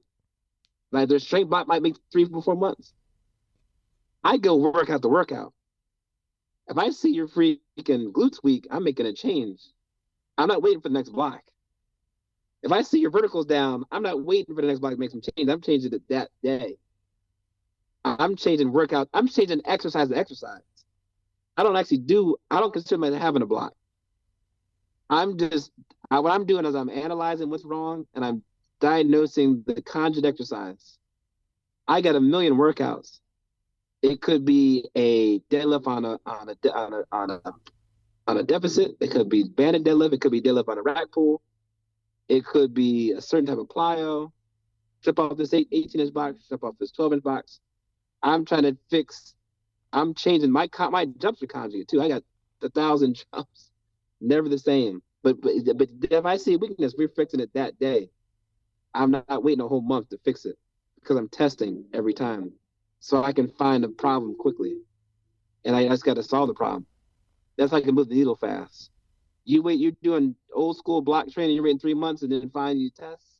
Oh my God, there's no hamstring. Oh, the vertical's too low. They're not fast enough. Now you're behind. I'm changing exercise, analyzing it and testing, changing exercises. That's what makes me kind of maybe different. That's kind of Louie did though too. I'm making change on the fly. You go down the road, your engine light comes on, you be able to pull over and fix it. Get on the road, you're good again. You know what I mean? You got a bad carburetor, you ain't gonna go over there and fix the shocks. You're gonna fix the carburetor. The basics. You know what I mean? So you got to fix what's wrong. That's what happens. These kids are rolling down the road. They got their oil's low. They pull into the garage. They don't change the oil. They fix the carburetor, fix the shocks. They still got bad oil. The oil light's on. They can get on the road again, and they can't make progress. I'm changing the oil that I know is low. Then we can get it back on the road and keep rolling. That's the key of this whole thing. Is that what can you fix and how fast can you fix it? Well, man, I know we've been rolling a long time. You threw out a ton of information. It was a very, very pretty in-depth conversation about different aspects of everything you do. I'll say this too, man. When it comes down to this too, a lot of times the girls, I train a lot of girls too. I love training girls. They're very detail oriented. But the girls usually need maximum strength. They have mobility. The boys need maximum strength too. They need mobility. The girls have ability. The girls are just there's no difference. Human beings are pretty much similar, male and female. It just matter how much you just got to fix the weakness. But the girls usually have weak hips. Boys usually have no hamstrings. I don't know what it is. The girls have hamstrings. The boys don't. So I just fixed that, and I need to be rolling, man. And so, but I'm glad to have you on. I have a lot to tell people. I feel like I'm so underground. Nobody heard of me. I put Craig Reynolds in the NFL. I had some of the fastest sprinters in Pennsylvania. 3 state champs. I had the championship powerlifter. I got a bunch of D1 baseball players, bunch of D1 football players. I got a kid playing basketball before. I do it all. My content system, I figured out how it fits every sport. As Louie said, make sure you figure out and put your brain in the sport and tweak it to adapt to every sport. Wrestling, ice hockey. I got one girl that she's on the USA ice skating team. Mackenzie Brown. She's the 4th fastest now. Did Conjugate with her. She lights out now. First, she was on roller skates. She set the roller skating record, 100-meter dash. So I work with athletes like that, dude. Well, But, that definitely opens up your experience in what you can see and how you can help the next athlete. It seems to build on each other like anything else. You help this athlete, well, now you learn how to help this athlete, and it just kind of keeps building. Right. Correct. And I like Faye said, I can experiment. I made my own experiments. And so I made my own studies. I'd probably jump kids. I train about 70 kids a month. We probably jump 100. We jump about 60, 70 times a session. That's like 300,000 jumps I test. I test a ton of sprints, probably about probably about 100,000 a year. So many lifts. So I'm doing so much testing. I know it works and what doesn't work. They can't fool me, dude. I read these studies. I'm like, that don't work. They're crazy. I just don't write about it though. I just need to start writing about this stuff. I mean, there you go. I enjoy writing about it. Now, getting people to read it's a totally different thing, but you know how that goes. That's a fact, dude. So maybe that might happen. Well, I'll tell you what. You can go see me at my social media site, Byrds Sport Performance. Yeah, and you have some crazy kids on there. I got a rule, dude. It's not. I'm in the business of putting up everybody. You got to do something spectacular, and that happens pretty much often. So it's a good jump, good run, good lift. You're on there. Something significant. So I think it's pretty entertaining if you go through there. I got about 1,000 posts, but they're all good. And then I post the same on my Facebook, Byrds Sport Performance, my Twitter, my Instagram, and sometimes my Snapchat. So if you want to find me, I'm pretty easy to deal with. You can ask me questions. I like to help people out because I have a certification too, by the way. So what I did is I don't like the certification out there. So I said I'm gonna make my own. Now what it entails is I talk about strength, speed, jumpability, mobility, flexibility, agility, all the things I did in 20 years. So that when you go, if you can hit the ground running pretty quickly, and you can actually train people and get results quickly. I have one guy, Blake, took my in Grindhouse in Cali. He goes, when I got instant results, and it was more like a mentorship. And when I went back and read those complicated texts, science and practice of strength training, super training, it made so much sense. It was easy to grasp because you simplified it. And so I got some colleges calling me, so it's getting pretty good. I want to open some minds up to all the methods they're missing. And you're not doing my program. I'm teaching you all the methods. You can apply it yourself in your own way, and you get the results. And so sometimes some of these people get better results than me, which is cool. That's how I love to have happen. And I can help people in other states. I had a dude in Ireland take it, Australia. I had one dude playing basketball players in Australia. Vertical went up 6 inches in like 6 weeks. To the certain now he's killing Australia. One dude in Ireland played soccer. My man Connor, killing it. Same thing in soccer. They condition over there. So I got a college, a power 5 college guy, basketball guy. Byrd, I love your sprint, your squat program. We're doing my basketball team. Boom. Everybody's jumping higher. So I got that out there. You could just hit me up if you want to get involved with that. But I'm easy to get a hold of, dude. I will say that is true. I give you a call, and we had a long conversation last week, and then it turned into a podcast this week. So yes, you do make yourself available for anybody that has any questions. And you can learn stuff. If someone can just learn a little bit, like Louie taught me. When I talked to Louie, Buddy Morris, every word I could learn something from. If I can help people out, dude, that's cool. And I got my own podcast too. I got some good guests, and I really dig deep. So you listen to different trainers and performance coaches. You can listen to them, and then they go into depth what they do, and so you can almost formulate what you want to do off them. So I got about 45 episodes. So I mean, if I can help another coach get along, and it makes my day. Well, I hope this is going to help somebody. It goes way in depth, so I really enjoyed it. And I know it's getting to be lunchtime there, and so I appreciate your time. We may have to sit down and do this again. There's a lot more to talk about. Oh, I could go all day long. I could all, but if you want me on again, that'd be great.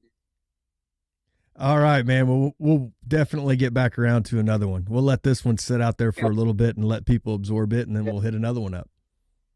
Sounds good. All right, Brandon. Have a great day.